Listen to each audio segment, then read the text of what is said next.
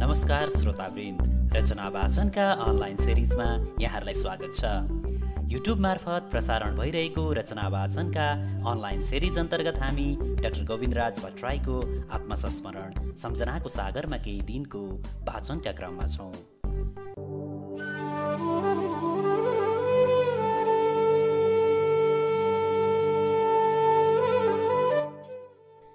यसै अन्तर्गत हामी आज यस कृतिको 11औं अङ्क वाचन गर्न गइरहेका छौँ।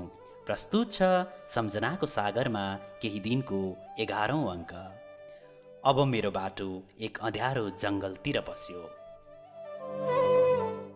इटहरीमा उज्यालो भयो, तर सिमसिमे पानी अझै रोकिएको थिएन।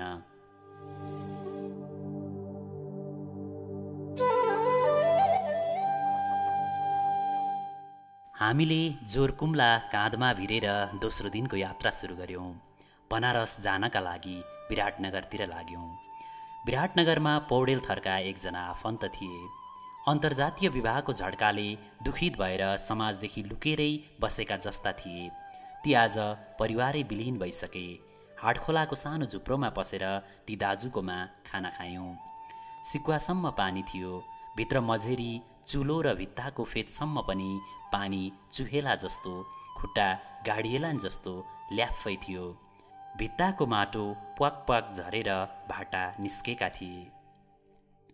त्यहाँबाट फेरि जोरकुम्ला भिर्यौँ र बुढो छाता ओढेर जोगमनी लाग्यौँ मालदाजु र म।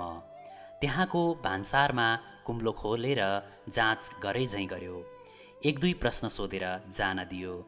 जोगमनी सिमानाबाट अलिकति हिँडेपछि रेलवे स्टेसन पुगियो। दाजु त बनारस बसेर फर्केका मान्छे।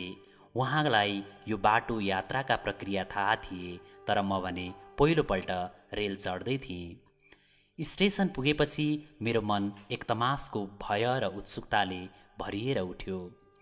पाकेटमारका, चोरका, ठगका अनेक कथा सुनेका, कटिहारका चोरका सिलोके बालाई कण्ठै थिए।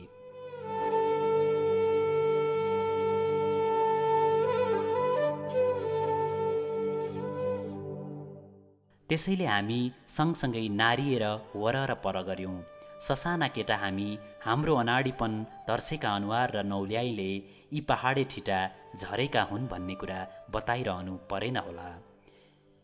हिजो जस्तै आज पनि रेल रोकिएको छ कि हाम्रो बिजोग हुने हो कि भन्ने चिन्ताले मन भरेर सोध्यौँ।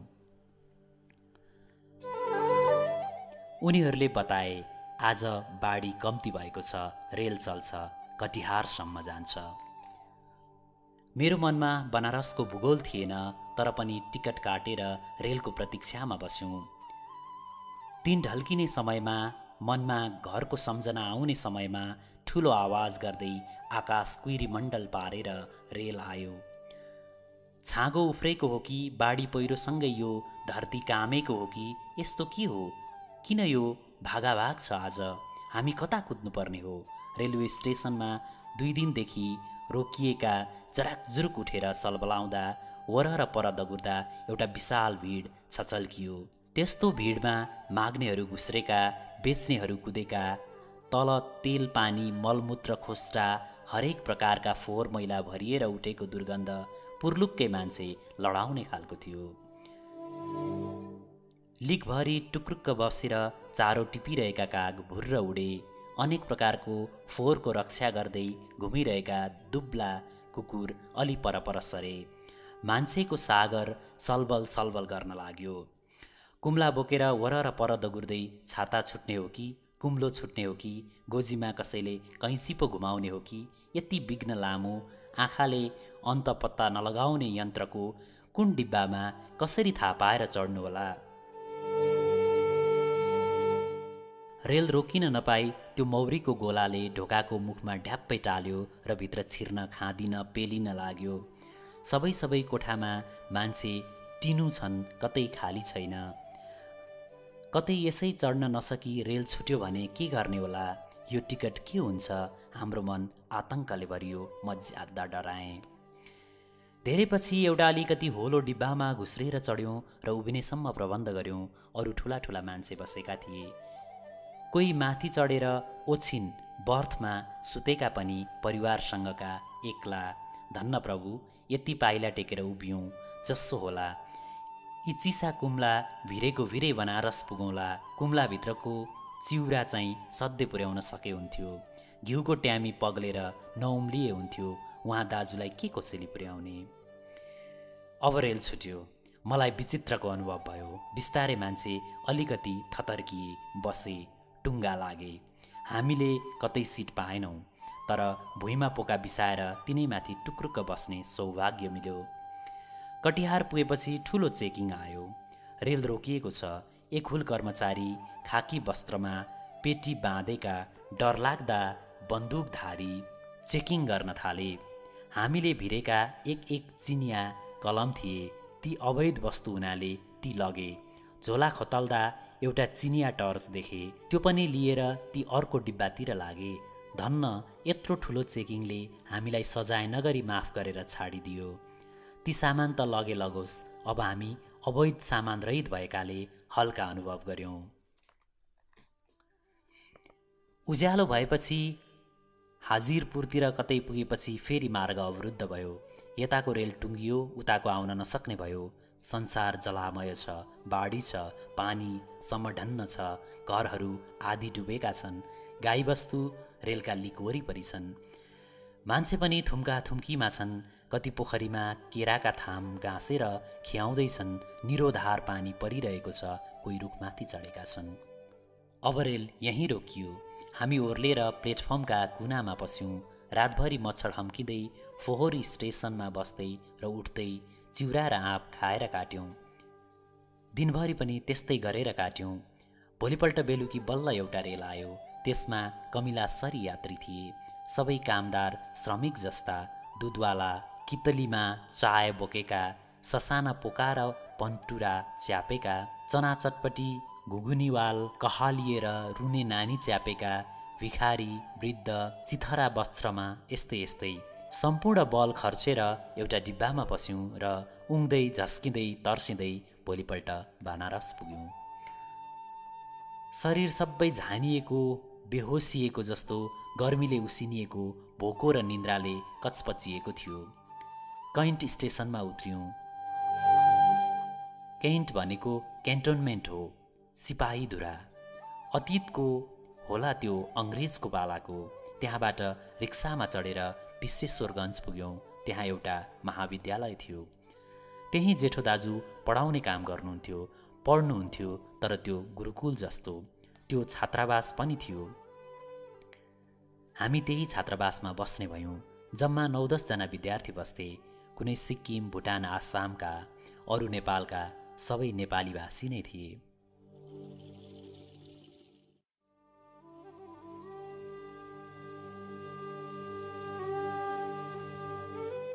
त्यस विद्यालय प्रणालीको बयान गर्न सक्दिनँ। त्यो अत्यन्तै भिन्न, अनौठो आश्रम शैलीको सबै अनौपचारिक जीवन प्रणालीमा थियो। ठुला ठुला ढुङ्गा ओछ्याएको आँगन, बीच इनार, घरका अरू तला, सिँढी, सिकुवा सबै च्याप्टे ढुङ्गाका, अलिकति पानछिर्के कुनाहरू, तर सबै सफा।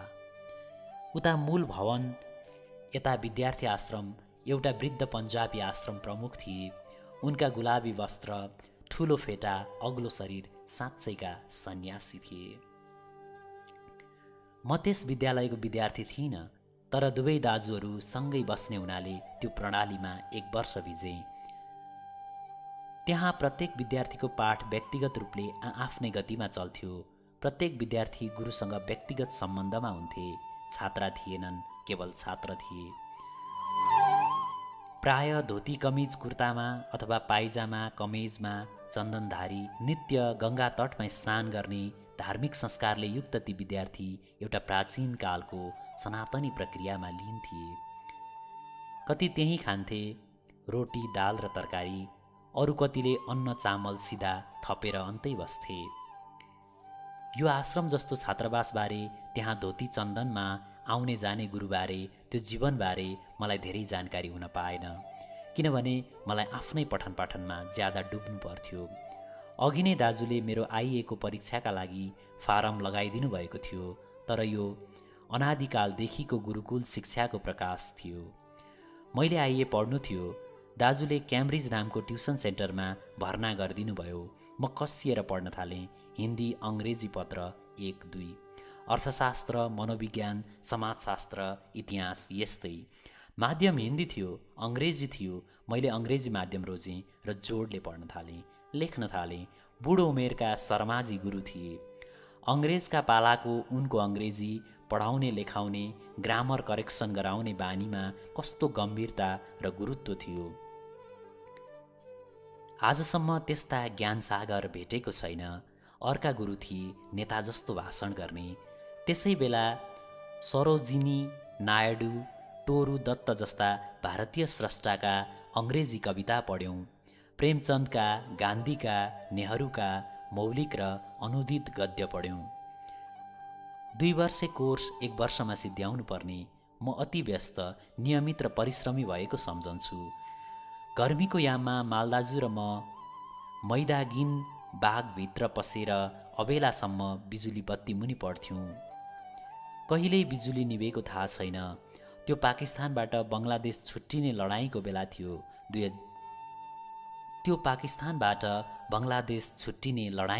थियो। सन् 1971। इन्दिरा गान्धीको कठोर शासनकाल, इमर्जेन्सी थियो। कहिलेकाहीँ बनारसको आकाशमा पनि डरलाग्दा हवाईजहाज कराउँथे, साइरन लगाउँथे र झ्यापझिप सारा ब्ल्याकआउट अँध्यारो पारेर बस्थ्यौँ। प्रत्येक साइरनमा सहर अन्धकारमा डुब्थ्यो। त्यसरी हावा चिसो फिरिन्जेल बगैँचामा बसेर पढ्दा धेरै आनन्द लाग्थ्यो। दाजु शास्त्री पढ्ने, अङ्ग्रेजीतिर म्याट्रिक दिने। बिहान अलिक छिट्टै उठेर त्यहीँ पुग्थ्यौँ र बिजुलीको खम्बा मुनि बसेर पढ्थ्यौँ। रिमझिम उज्यालोमा नौनी बेच्न आउँथ्यो। हरिया पातमा अघाउजी खाने इच्छा हुन्थ्यो, तर 2-4 पैसा आनासम्म चढाउन सकिन्थ्यो। एकमुख ताजा नौनी चाखिन्थ्यो। अतिरिक्त हिन्दी पेपरमा एउटा कविता थियो, सुभद्रा कुमारी चौहानकृत झाँसी की रानी। वीर रसको त्यो कविता मैले कण्ठ पारेको थिएँ। त्यसको अन्तिम श्लोक, जाओ रानी याद रखेंगे ये कृतज्ञ भारतवासी, यह तेरा बलिदान जगवेवा स्वतंत्रता अविनाशी, होवे चुप इतिहास लगे सच्चाई को चाहे फांसी, हो मदमाती विजय मिटा दे लोगों से चाहे झांसी, तेरा स्मारक तू ही होगी तू खुद अमिट निशानी थी, बूंदेले हर बोलो के मुँह हमने सुनी कहानी थी, खूब लड़ी मर्दानी वो झांसी वाली रानी थी।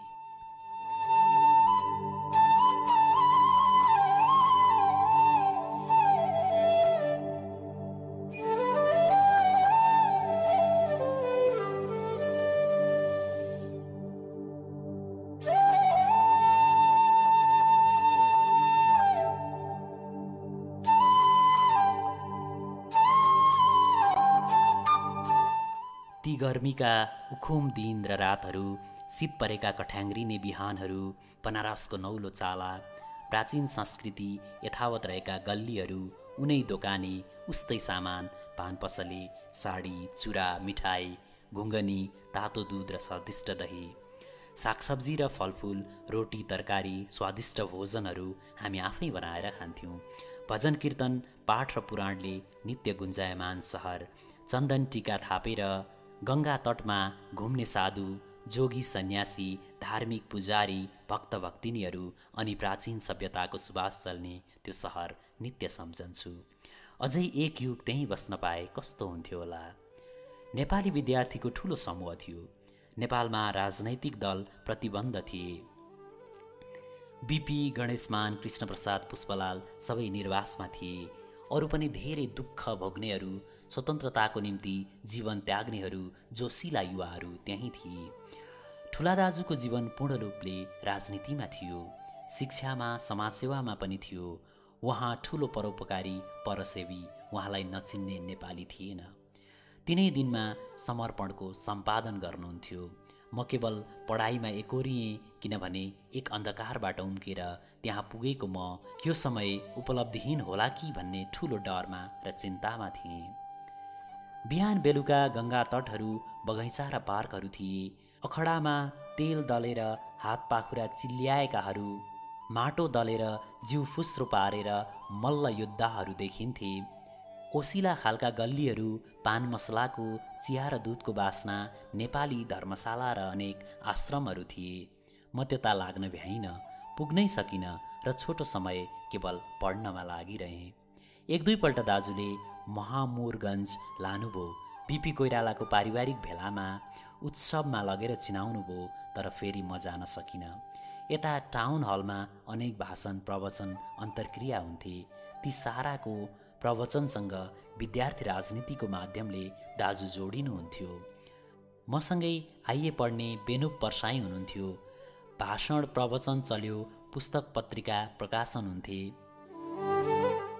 नेपालका तीर्थालुको ताँती विद्यार्थीको छापाखानामा काम हुनेको असम, दार्जिलिङदेखि आउँथे। बनारस एक महान सभ्यता केन्द्र थियो। त्यही केन्द्रमा रहेर दाजुले धेरै वर्ष व्यतीत गर्नुभयो। ती दिनमा मेरो मनमा साहित्यको अङ्कुर पलाएको अनुभव गर्दथेँ, तर नेपाली भाषा साहित्यको राम्रो अध्ययन गर्न सकेको थिएन। राम्रा स्रष्टासँग सङ्गत थिएन। यद्यपि बनारसमा पनि साहित्यविदहरू थिए, साहित्यकार थिए। स्वयं डाक्टर डिल्लीराम गुरु हुनुहुन्थ्यो, तर म अपरिचित थिएँ, किनभने मैले गम्भीर अध्ययन वा सृजनाको बाटो समातेको थिएन। लेख्ने, देखाउने, छलफल गर्ने, सिक्ने वातावरण थिएन। डिल्लीराम गुरुसँग तिनै दिनमा भेट भयो। तिनै दिनमा जस्तो लाग्छ मोदनाथ प्रसरित त्यहीँ हुनुहुन्थ्यो, युद्धप्रसाद मिश्र हुनुहुन्थ्यो। अरू धेरै थिए, तर समयको तीव्र चापले गर्दा निसासिएको म 1 वर्ष मात्र बस्न सकेँ। अरू आश्रम गुठीमा, विद्यालयमा आश्रित भई खान मैले संस्कृत पढ्नु पर्थ्यो, तर मैले अङ्ग्रेजी लिएर त्यत्रो आइए लेखिसकेँ, अब म कहाँ तल झर्छु। यस्तो अभिमानले छोपेको थियो। मेरो विवेक र धैर्य भएको भए त्यो ज्ञान कुञ्जमा पुगेको बेला अरू 1-2 वर्ष संस्कृत पढ्दो हुँ। एक महान अतीत हेर्ने सुन्दर दृष्टि प्राप्त गर्दो हुँ, तर मलाई हतार थियो। मेरो मनमा किञ्चित अहङ्कार थियो। गङ्गाजीको तटमा पुगेर पनि मेरो आत्मा तिर्खै फर्कियो।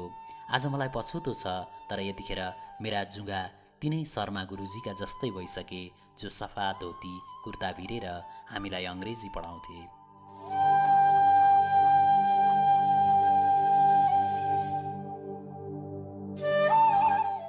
मलाई लाउराबीर सबै सेतो उज्यालो लाग्थ्यो। अरू ठाउँ थिए, ठठेरी गली, नदेसर, दुग्ध विनायक, मङ्गला गौरी, विश्वनाथ, राजा दरबाजा, गङ्गा किनाराका अनेक घाट। धेरै डुल्न भ्याइन। एकपल्ट दिउँसोको समय पारेर नेपाली विद्यार्थीको ठुलो समूह वनभोज गयौँ। निलो गङ्गामाथि नाउ तरेर पारी रामनगर। त्यो दिनको रमाइलो अझै उस्तै छ। मालदाजु र मैले आफ्ना परीक्षा सक्यौँ र जेठ असारको उसिना गर्मीमा सँगै बनारस छोड्यौँ। घरको सम्झनाले, गाउँघर गाईबस्तुले, टाढाको दमक बजारले, माथिको चुलाचुली परिवारजनले हामीलाई बोलाएको यति मात्र होइन, कहिले उडेर पुगौँ जस्तो भएको थियो। दाजुले फारम भरेर रेलको कन्फर्मेसन टिकट गराइदिनु भयो। यो 2028 सालको जेठ असारको कुरा हो। अब म पनि हिन्दी बोल्न सक्ने अलिकति देशी चाला बुझिसकेको भएँ।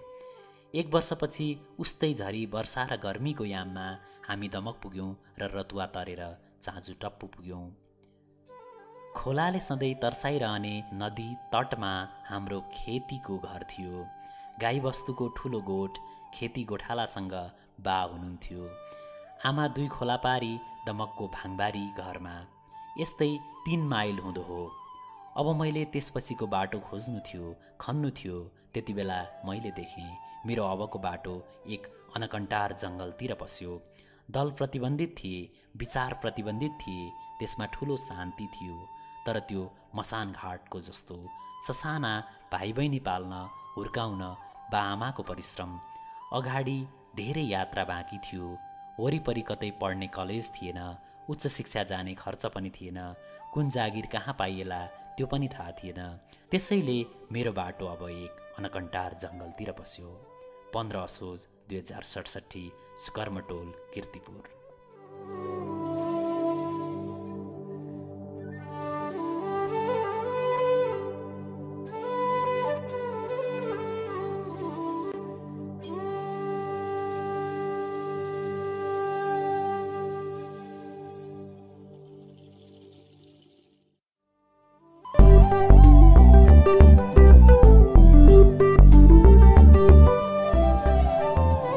आजको श्रृङ्खला यतिमै अन्त्य गर्ने अनुमति दिनुहोस्।